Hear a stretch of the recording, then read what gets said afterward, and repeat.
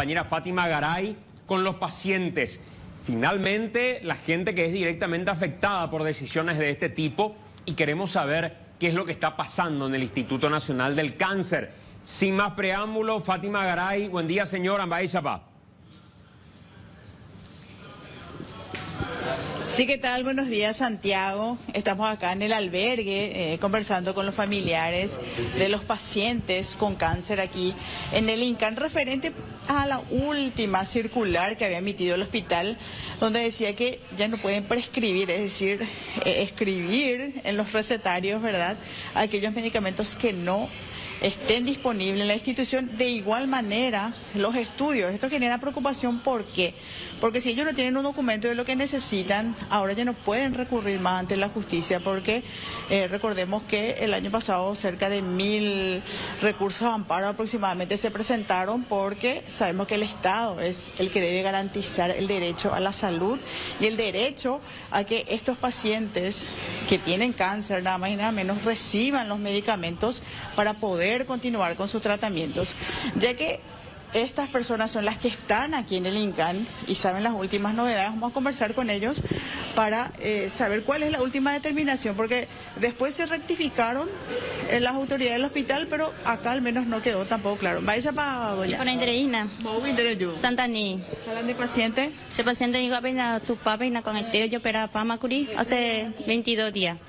La señora se ve ya 9 meses más joven. Cuando la primera vez la CPP informe orejina que la cualquier receta también hay que tomar más acuerdo me oreben y la lo corrija más, pues ya la ya podemos ir a la estudios a la punja mía, pesa porque la punja se puede ir a yo guato después barato y na cualquier cosa, cualquier suero cuadro yo guapa y pija mía se puede ir. Ojalá con lo mío la cierta upea o chamba esa para la director o mana ore y cuaya proseguir por amor al paciente y tratamiento, porque entonces tengo que ver familia morir juntas hay que de plata ni nada. ¿Qué para mandar 9 meses más y me hago, sí. 9 meses. El 12 de octubre hay que ir por una cuecobre. Juan H. Paciente Jesús de Gaime. Jesús tú ya potaba 2 años más no voy a hija entre tu hermano entero y me. Allí tu hora en 10. Está gastado doña. Sí, está marogata. Sí. Pecharon ya por colaboración, gente que era muy de Santa Ni me ayuda ahí. Todito me la lo aguantaron la situación se de cuera. En derecho yo Juan H. la llevé a la receta de medicamentos, mira la maneja pela que pior la ayuda de donación fuera, o sea, habilita y ahí, porque y supuestamente que cocina pero las patajas, a la cocina vengo los pacientes no huila y comida fuera, porque tiene mucho ajo, peamos así. Ahora en los pacientes boretero cocina, pues a la pecho borela ayudan gore tu cheitería y peor ayuda. Juliana Brites. Juliana se refiere también que aparte de la circular de los medicamentos ahora se prohíben que aquí se reciban donaciones directamente, sino que deben pasar por un previo filtro antes de que las donaciones como alimentos no perecederos, también ropa y todo tipo de alimentaciones, productos de limpieza, ingresen aquí. Vamos a conversar ahora con otro. ¿Usted dónde viene, don? YouTube. ¿De YouTube? Sí, exactamente. Pues ahí la y falta en Corea que tenía ayuda ahí. Mombero, yo ahora ahí. A lo necesitáis la ayuda ahí. ¿La medicamento cuál rápido perecopaité o pereco problema? Sí, falta y ahora hoy o cairo yo guay pues. Entonces pues upea parte y pues la hay tirado resolver y ahora a upea la hora que hay además la y que tú la ayuda y que llegue igual. ¿Cuánto tiempo mandaré mi página? Se ya 3 meses más o menos. Sí, sí. La mayoría de los pacientes están muchísimo tiempo aquí. Vamos a conversar con él. ¿Usted de dónde viene? Sí, yo en Boscay. Te escucho, Santiago. Permitirnos un segundito, por favor. Quiero seguir con los pacientes ahí, los familiares, pero tenemos en línea al doctor Raúl Doria, director del Instituto Nacional del Cáncer. Doctor, gracias por atendernos. Buen día para La Lupa. Buen día, Santiago, Estela, Luis y Roberto. Un saludo especial a usted y a toda la teleaudiencia de La Lupa. Doctor, voy directo al punto.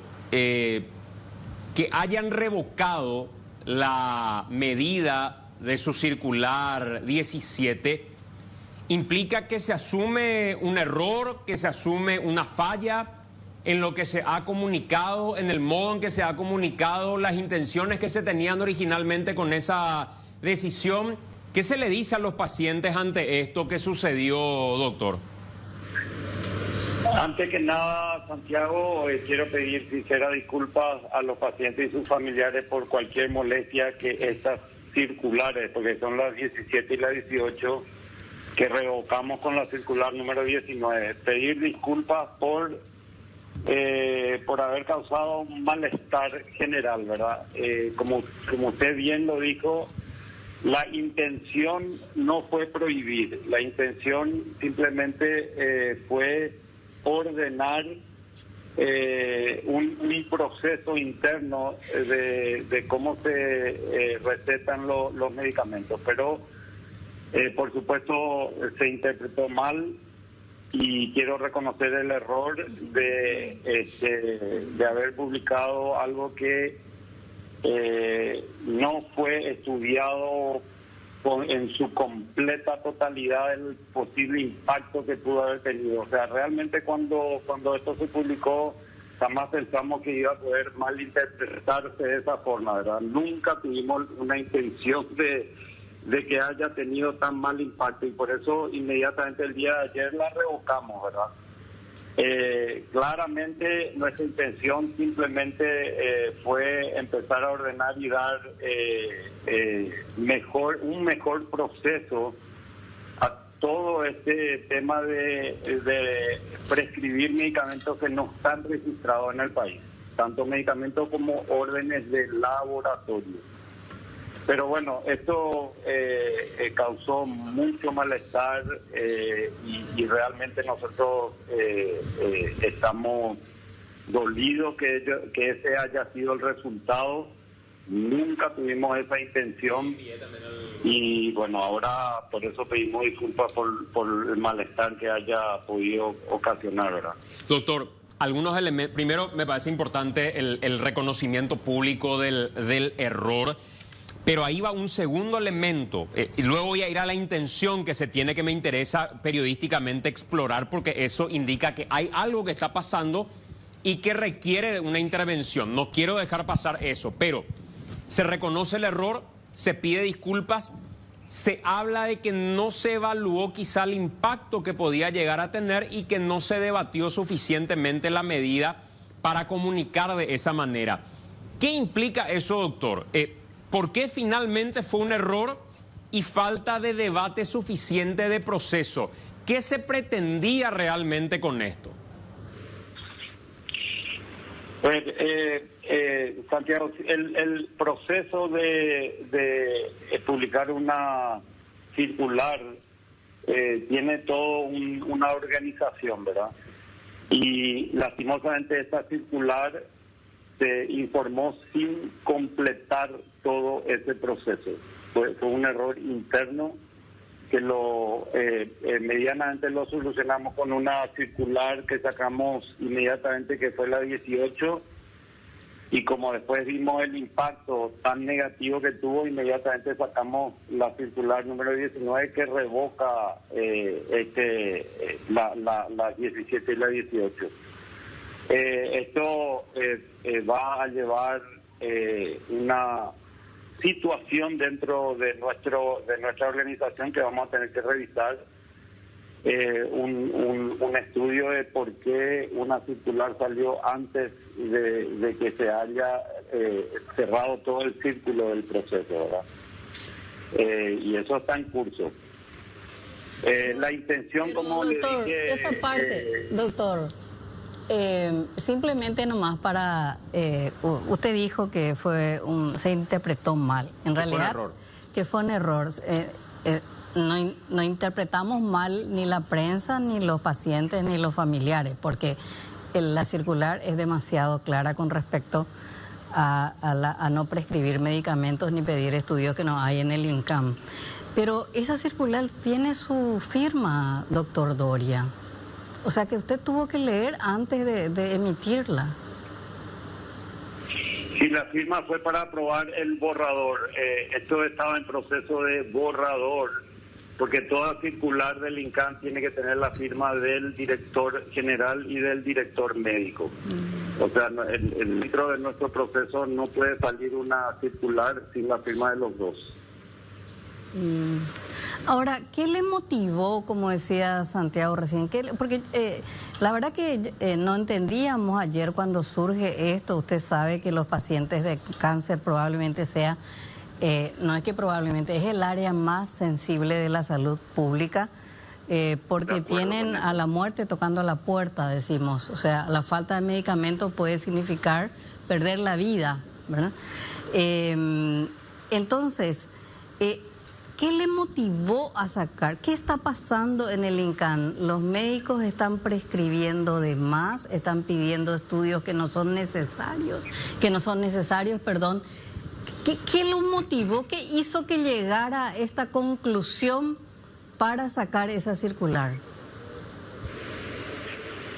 A ver, la explicación es muy larga y voy a tratar de ser lo más resumido posible, ¿verdad? El año pasado tuvimos más de 1.000 amparos judiciales por medicamentos oncológicos, los cuales la mayoría no tienen registro en nuestro país. Uno de los problemas principales que tenemos con estos medicamentos que no están registrados es la trazabilidad. Y por culpa de una trazabilidad no ordenada, algunos de estos medicamentos caros se expiran. Porque, ¿qué pasa? El juez le pide al ministerio que compre un medicamento que no está registrado. El ministerio compra ese medicamento, lo tiene que comprar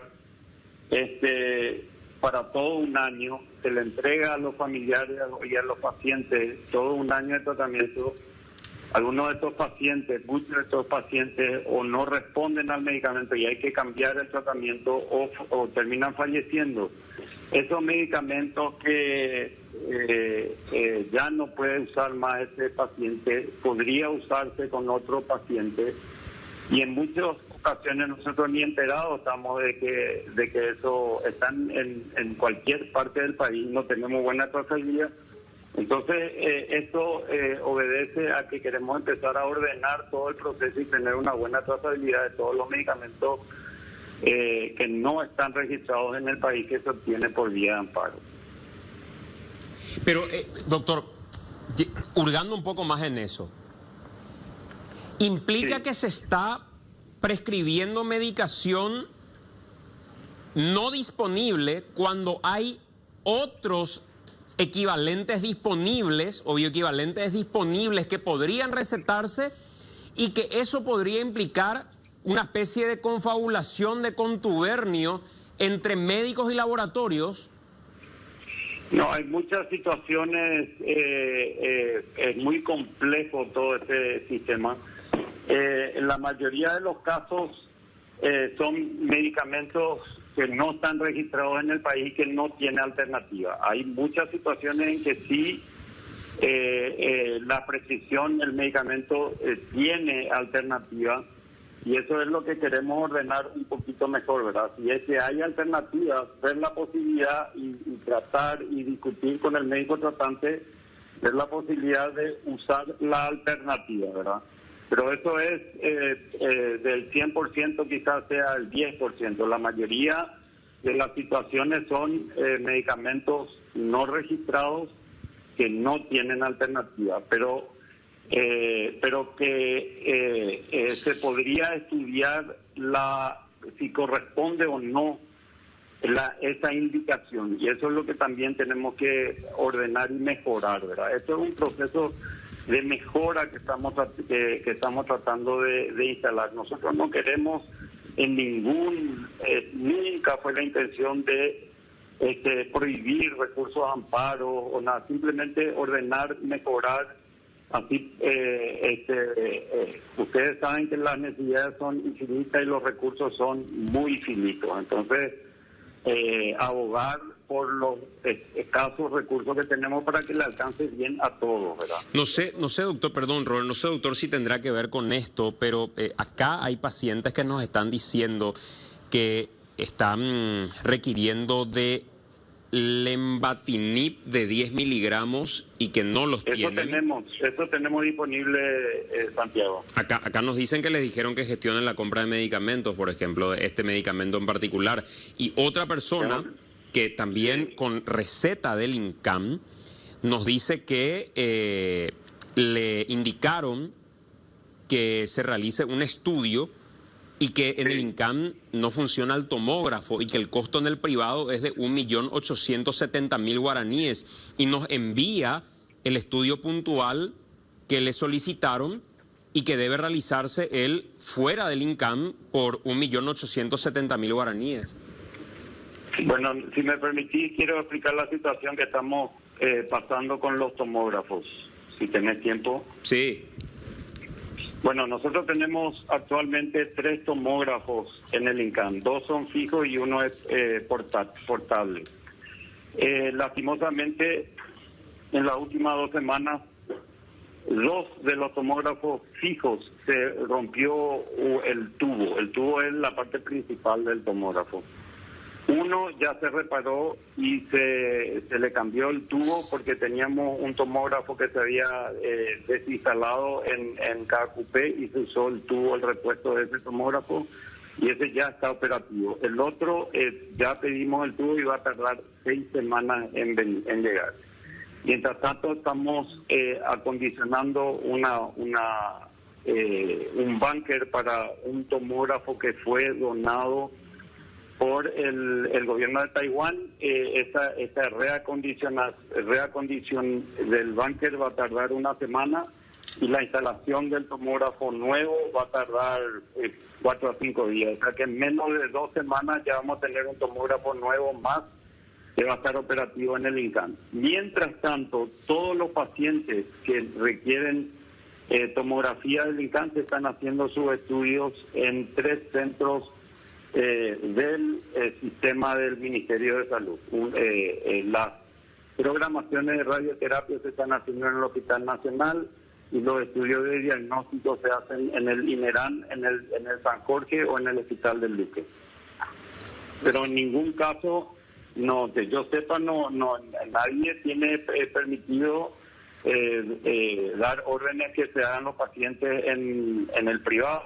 Nosotros estamos remitiendo todos los casos que necesitan tomografía a estos centros que están gentilmente nos ofrecen un cupo para hacer estos casos en sus hospitales, ¿verdad? Doctor, estoy haciendo el esfuerzo de pensar bien incluso, ¿verdad?, para encontrar la lógica del planteamiento que ustedes tienen, y estoy pensando que pudo haber sido un criterio estadístico, que es una cuestión administrativa organizacional, pero aun cuando pienso en ese extremo, digo, ya tienen ustedes una estadística que son los 1000 amparos que citan como precedente, y ahí me pregunto, ¿hay un teléfono cortado entre los médicos tratantes y la dirección administrativa?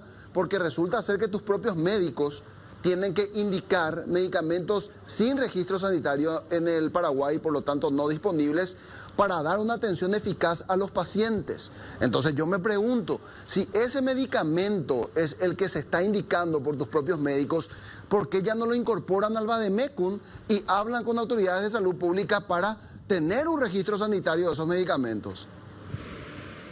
Bueno, y es muy complejo porque muchos de esos medicamentos están saliendo recién de los países donde se los desarrolla, ¿verdad? Son medicamentos nuevos que en algunos casos no tienen registro de la FDA o de Europa. O sea, son medicamentos nuevos que son carísimos y no todos están registrados en la región, en Latinoamérica. A ver, los medicamentos más comunes que están registrados en el Paraguay y que fueron motivo de más del 50% de los recursos de amparo del año pasado, ya estamos haciendo una licitación a pesar de que no están en el listado básico de medicamentos todavía, ¿verdad? El proceso de incluir un medicamento al listado básico de medicamentos es muy complejo y requiere tiempo. Nosotros vemos un listado básico de 64 medicamentos, estamos trabajando desde hace más de 6 meses para incorporar 3 más Esto requiere aprobación presupuestaria y de todos los estamentos del Ministerio para aprobación de estos medicamentos en el estado básico.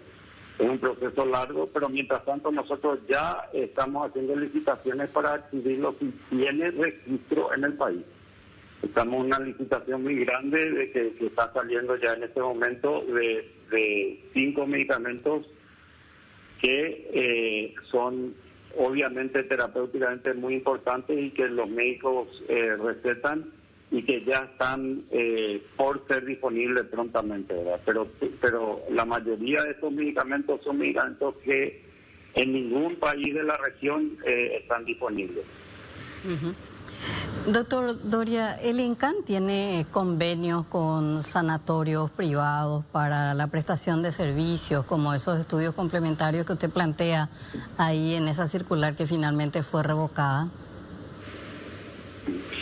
Sí, no, la circular hablaba de estudios de laboratorio que no hay en el Paraguay. Esos son estudios principalmente genéticos, que en algunos casos el médico prescribió y se fueron a recursos de amparo y que no fue posible conseguirlos por problemas administrativos. Pero sí, nosotros para estudios de diagnóstico, como por ejemplo el PET-SCAN, tenemos terciarización en el IC y en el Instituto de Codas Thompson, que ya estamos empezando a hacer PET-SCAN a partir de la semana que viene en el Instituto de Codas Thompson.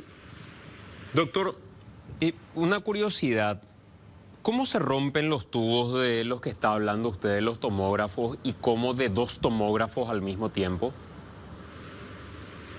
Sí, los tubos de los tomógrafos tienen su vida media, en general duran, de acuerdo al uso, 1 o 2 años.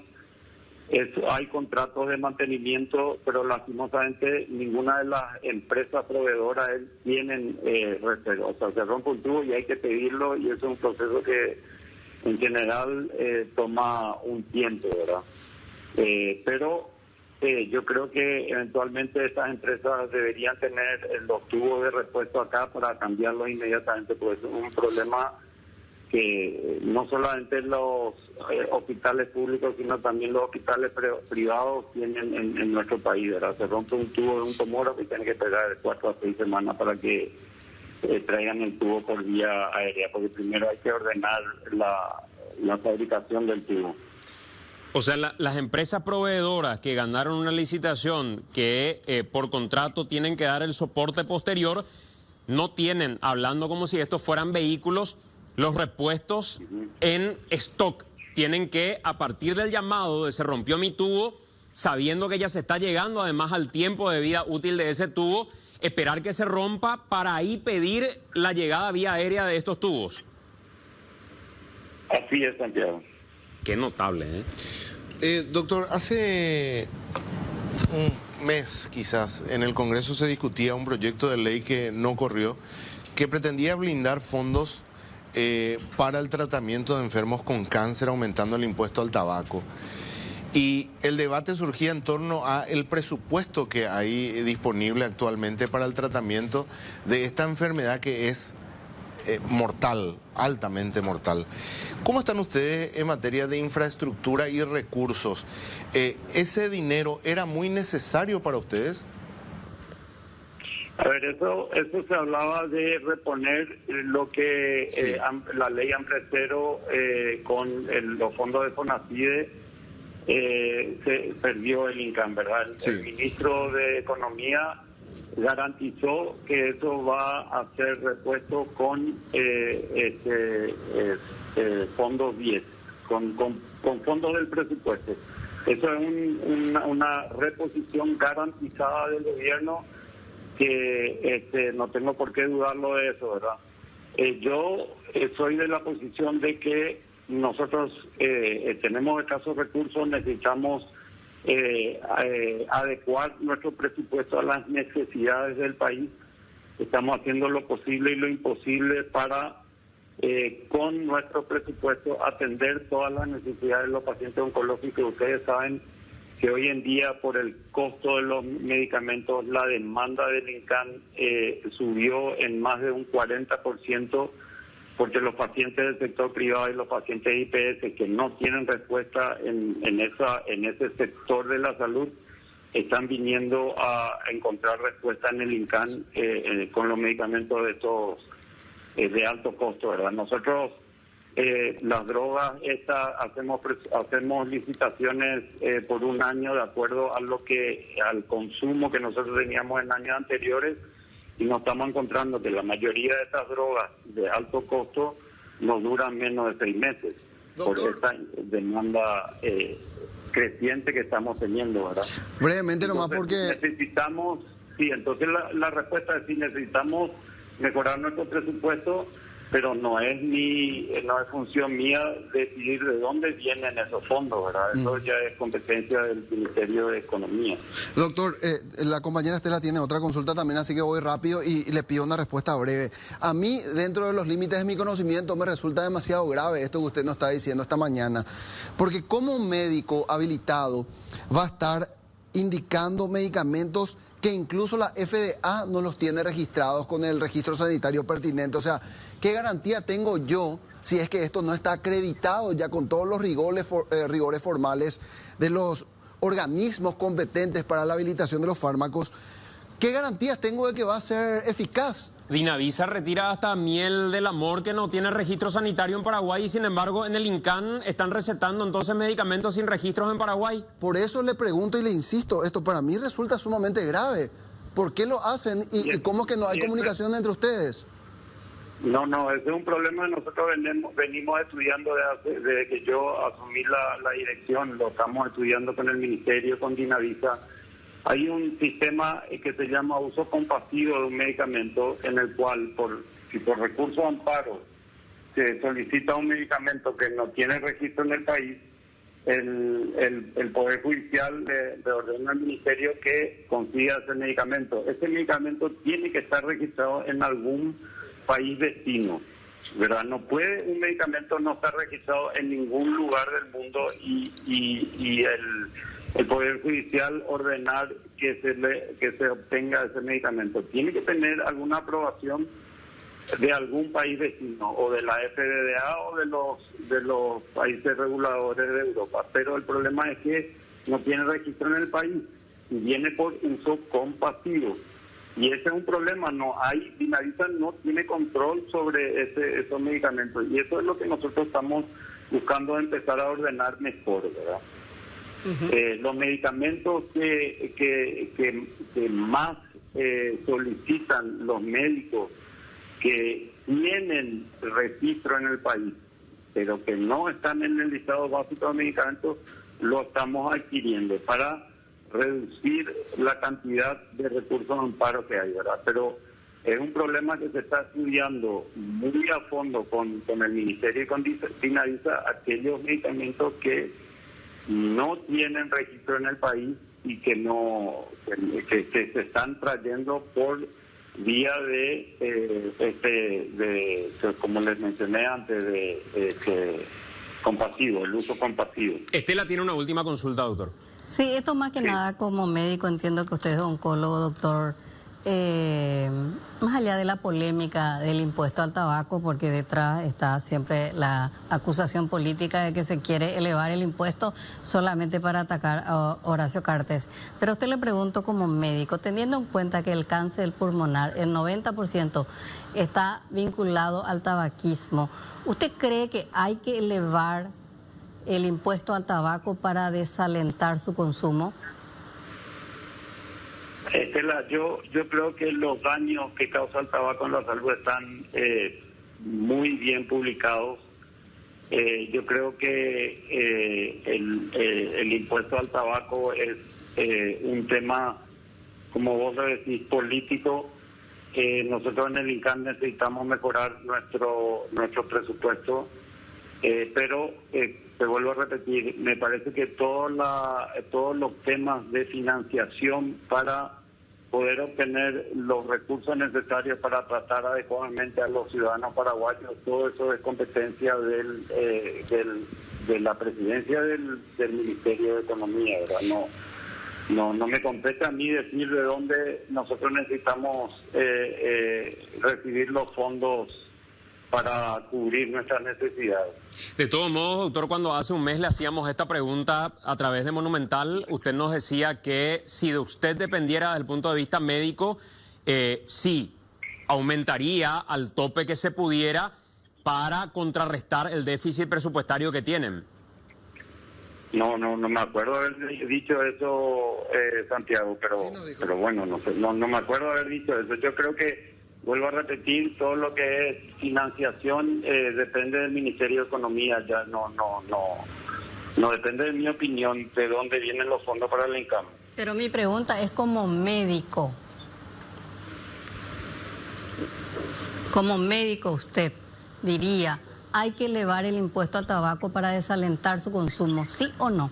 No, yo como médico prescribo lo que mis pacientes necesitan, no depende de mí cómo se financia